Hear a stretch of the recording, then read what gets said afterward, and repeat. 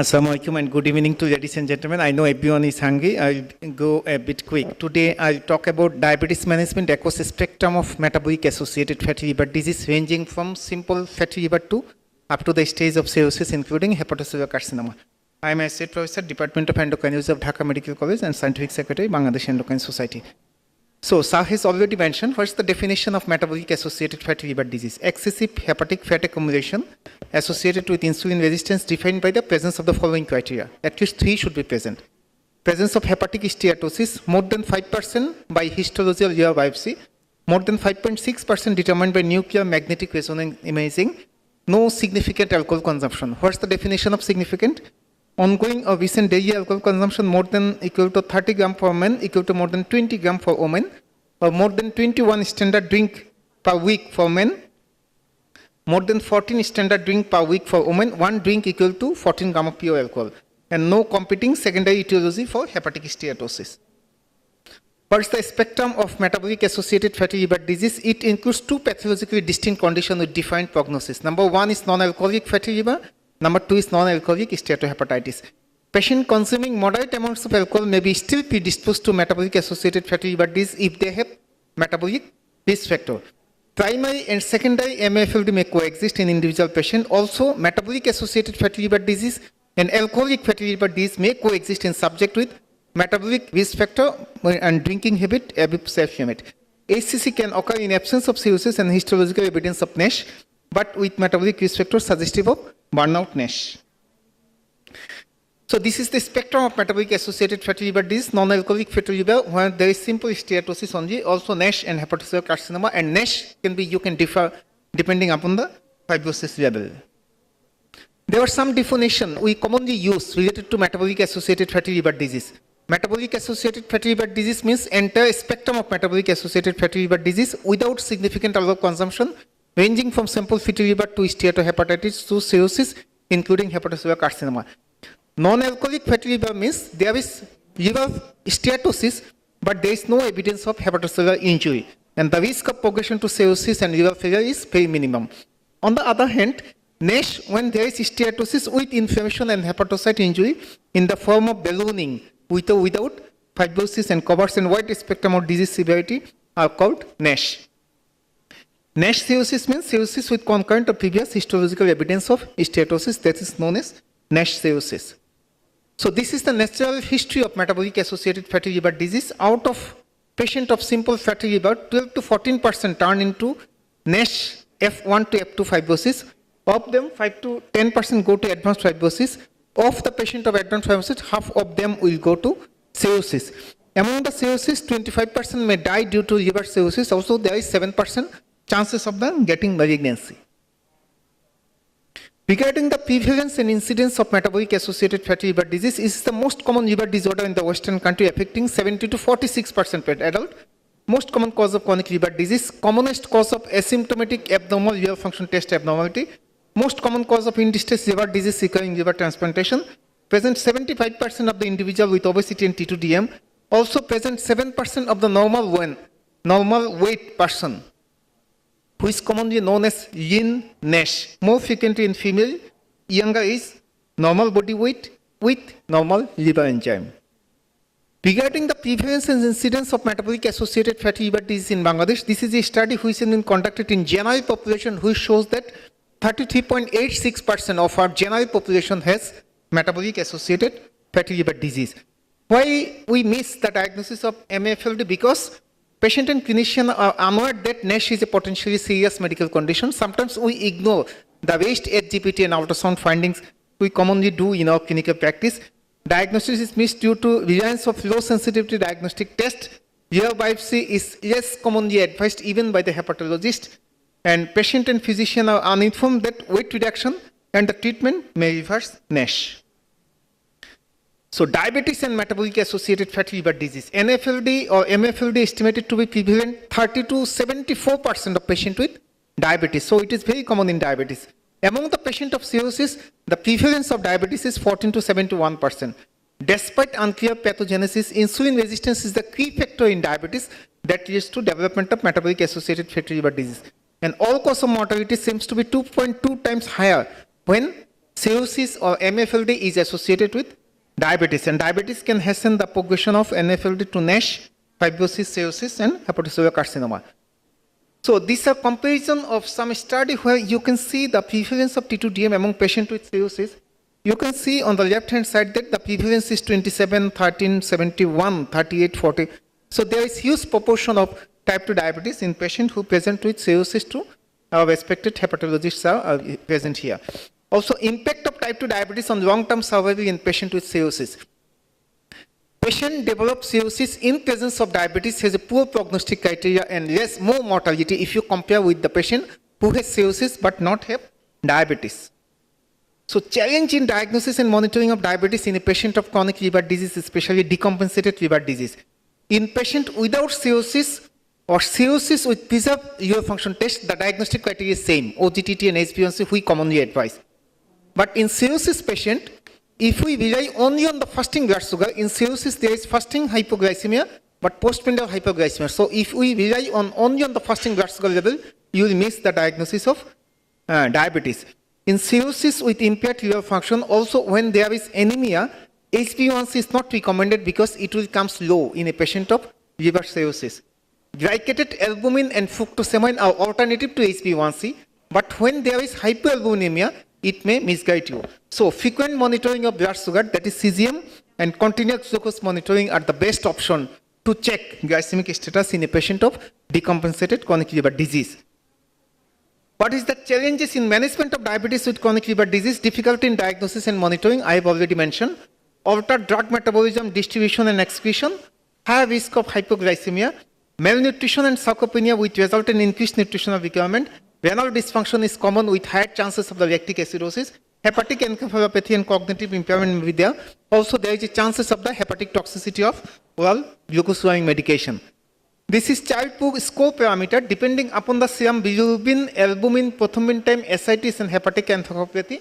Depending upon the specific point to each of the criteria, you can classify the patient regarding the severity of the liver disease with compensated cirrhosis and decompensated cirrhosis. When the score is 5 to 6, it is known as compensated. When the score is 7 to higher, it is known as decompensated cirrhosis. So how we manage diabetes when a patient comes with metabolic-associated fatty liver disease ranging from simple fatty liver up to the stage of cirrhosis? So comprehensive lifestyle approach already discussed by Professor Mamunal Mathab Shopnal sir. There should be calorie restriction, at least 5% or best 10% weight reduction. Macronutrient compensation, adherence to Mediterranean diet is the best approach, and fructose diet we should avoid. Daily alcohol intake, definitely it should better to avoid. Caffeine consumption seems to have some protective role in any kind of liver disease of different etiology, including metabolic-associated fatty liver disease. But in our country, we are commonly habituated to add sugar and other things, sweetener things to coffee, so that we should not be done. Exercise or physical activity, 150 to 200 minutes per week, moderate intensity physical activity is recommended. Regarding the anti-diabetic medication, if you ask me regarding the efficacy, pioglitazone rank number 1, which reduces liver fat, also improve disease activity or steatohepatitis. GLP-1 receptor agonist is number 2, which decreases liver fat and improve disease activity.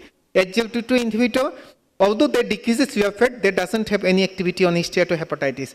Also, insulin can decrease fat, but effect unknown in disease activity. Metformin, there is virtually no effect. So this chart I have taken from American Association of Clinical Endocrinology Guideline Update at 2022. So these are the medication we should prefer to use when patient comes with metabolic-associated fatty liver disease with diabetes. So ASC stated that clinician must consider treating diabetes with pioglitazone or GLP-1 receptor agonist when there is elevated chances of the NASH based upon elevated SGPT and non-invasive test. To offer cardiometabolic benefit in patient with T2DM and fatty liver disease, we should consider GLP-1 receptor agonist, pioglitazone and SGLT2 inhibitor. But you should remember one thing, that SGLT2 inhibitor doesn't have any significant activity on steatohepatitis, although it reduces liver fat. Other kind of anti-diabetic medication like metformin, acarbose, DPP-4 inhibitor, insulin are not recommended for the treatment of steatohepatitis, but for good glycemic control, this kind of medication you can safely add and continue in a patient of metabolic-associated fatty liver disease. So how we adjust the medication in a patient of metabolic-associated fatty liver disease? Number one, metformin. Metformin can be used in metabolic-associated fatty liver disease up to the stage of cirrhosis and preserved or slightly impaired liver function test. But in compensated cirrhosis, you should reduce a little bit the doses of metformin from 2,500 to a maximum dose of 1,500 milligram per day. And when there is renal failure, you should adjust the medication. We definitely know that in case of EGFR less than 45, we should not start metformin and discontinue when EGFR is less than 30. Some studies suggest that metformin can reduce the chances of hepatocellular carcinoma in patients with liver cirrhosis. Metformin should be discontinued in patients with cirrhosis with moderate or severely hepatic impairment. Regarding sulfonylurea, can be used in patients up to cirrhosis with preserved liver function, but it is contraindicated in patients with cirrhosis with moderate or severely impaired liver function because there is a chances of the hypoglycemia. It is better to avoid all kind of sulfonylurea in a patient of liver cirrhosis. Regarding grenite, ripagrenite and natigreenite, we commonly use. Ripagrenite is contraindicated in patients with cirrhosis with impaired liver function. Natigreenite can be used with caution in patients with cirrhosis with slight or moderately impaired liver function, but at lower dose to avoid hypoglycemia. Alpha glucoside inhibitor or acarbose is a good medication, especially the person who are friendly to take huge carbs. Acarbose is safe in patients with cirrhosis, but should be avoided in patients with severely impaired liver function due to insufficient benefit risk.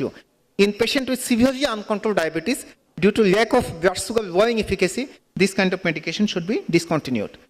Regarding DPP-4 inhibitor, vildagliptin you should avoid in patients with cirrhosis, but sitagliptin, linagliptin you can use in slight or moderately impaired renal function, but in severe renal dysfunction, you should better to avoid. Pioglitazone is an outstanding medication for metabolic-associated fatty liver disease. It can be used up to the stage of preserved or slightly impaired liver function test, but in advanced cirrhosis, due to side effect of the fluid retention and heart failure, this kind of medication you should better to avoid. SGLT2 inhibitor are beneficial in metabolic-associated fatty liver disease, but in liver cirrhosis, there is a chances of the dehydration and hypotension. You should be very careful, and in advanced liver disease, you should better to avoid. GLP-1 receptor agonist, liraglutide, dulaglutide, and semaglutide, they are metabolized by tissue endopeptidase. You can use even at liver cirrhosis also, but in severe impairment of the liver function in decompensated cirrhosis, when childhood score is more than 7, you should better to discontinue. And nutritional evaluation is mandatory when you prescribe this kind of GLP-1 receptor agonist because there is a chances of the malnutrition and sarcopenia in a patient of cirrhosis that will be more exacerbated when you use GLP-1 receptor agonist. So dose modification of insulin. Insulin can be used in any patient across the spectrum of metabolic-associated fatty liver disease irrespective of liver function test. But in chronic liver disease, there is fasting hypoglycemia, postprandial hyperglycemia. So you can use only short-acting insulin. Insulin improves glycemic control. If patient can afford, analog insulin is a bit better, which is associated with the less chances of nocturnal or severe hypoglycemia. Insulin requirement vary in decompensated liver disease. Usually, insulin dose may be reduced in case of advanced liver disease due to reduced hepatic background of insulin. But in some advanced liver disease, insulin dose may need to be increased to combat insulin resistance in chronic liver disease. And 3 meal, 3 snacks is very important to avoid hypoglycemia.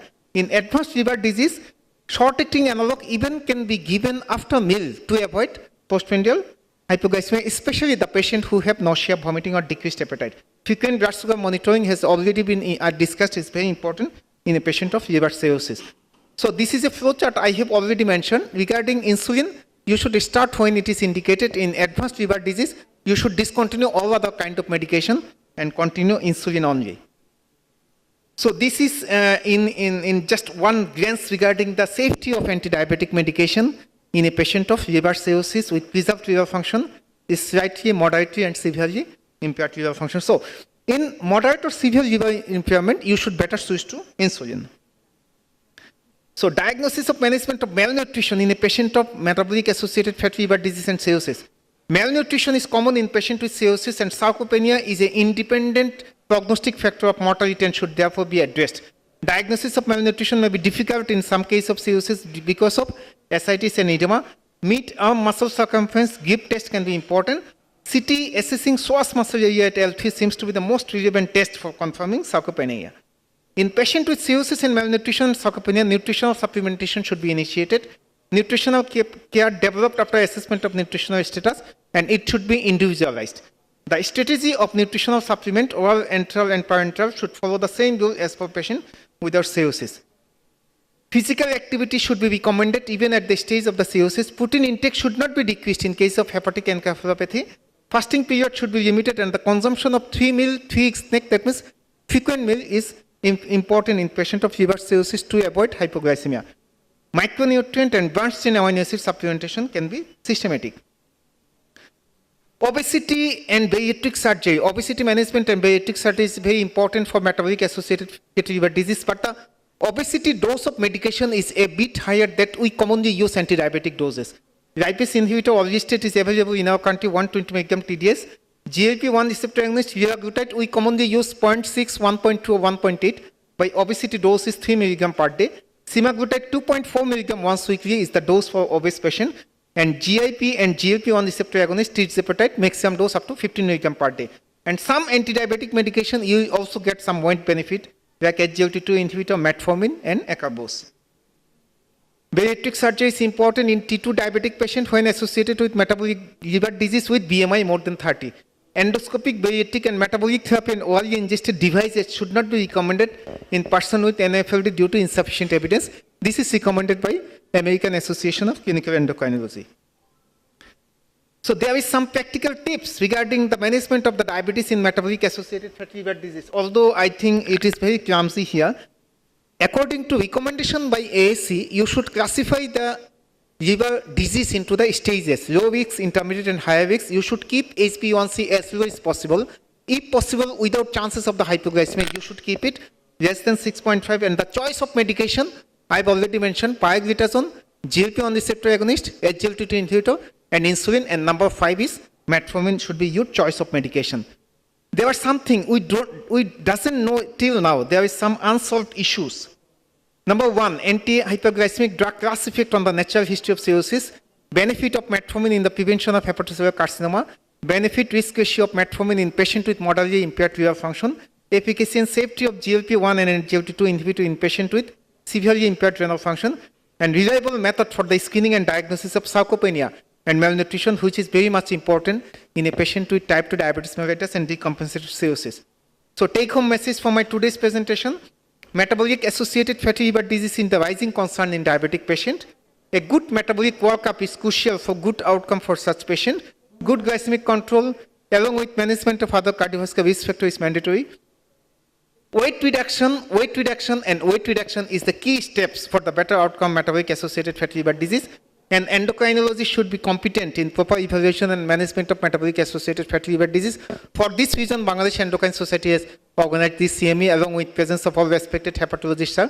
Professor Salimur Ahmad Sai is here, Professor Farooq Ahmed Sai here, and Professor Mahmoud Mathab Shopnur sir has already delivered his presentation. And thanks to Bangladesh Endocrine Society and SKF to allow me to deliver my presentation here. And thank you all for your patience hearing. Thank you so much.